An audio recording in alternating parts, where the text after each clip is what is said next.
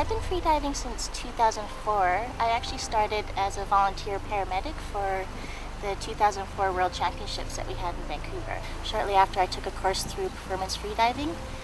And there, of course, I met Kirk and Mandy, and under the support and encouragement and great coaching of Kirk and Mandy, they had me at a competition level where I made Team Canada for 2 years in a row. In 1996, I underwent a medical procedure that left me essentially with a paralyzed leg. I'm unable to move my foot up and down, so it's called a foot drop condition. My foot just hangs, and if I don't wear a brace, then I trip on my foot, and I walk with a real pronounced limp. Freediving's been the very first thing I've found that it doesn't even matter. I feel on par with all the other top athletes in the world, and sometimes I need help coming out of a pool after a competition or out of the water, but in the water, I'm just as fluid and graceful as everybody else. My injury is a spinal cord injury from 19 years ago from a rock climbing accident. I fell 50 feet and it was a burst fracture to the L1 vertebrae, and neurologically I had spinal paralysis from L3 down. So I have some quad function, but nothing from the knees down and no hamstrings. So I can stand, but walking isn't so pretty for me. So I use a wheelchair, and I crutch as well whenever wheelchair isn't very accessible.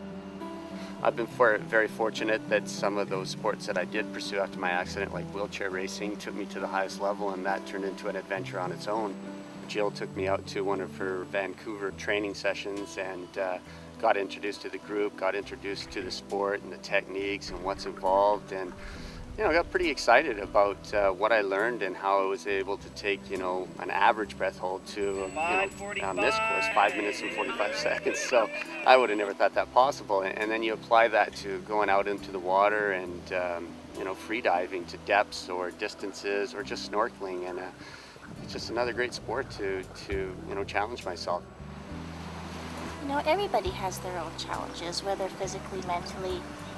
There is not one person out there that is not faced with some sort of challenge or other.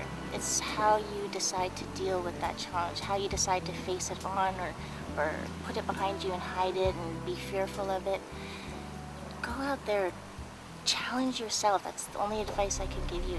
It's the most amazing feeling. You'll be proud of yourself, no matter how big or small the challenge is. When you face a challenge, people always ask you, what were the things that got you through it? And there's many things that get you through it. Your family, your passions.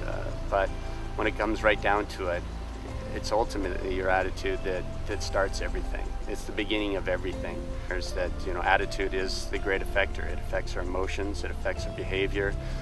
It affects what we choose to believe is what is possible for ourselves, and ultimately the results of our life.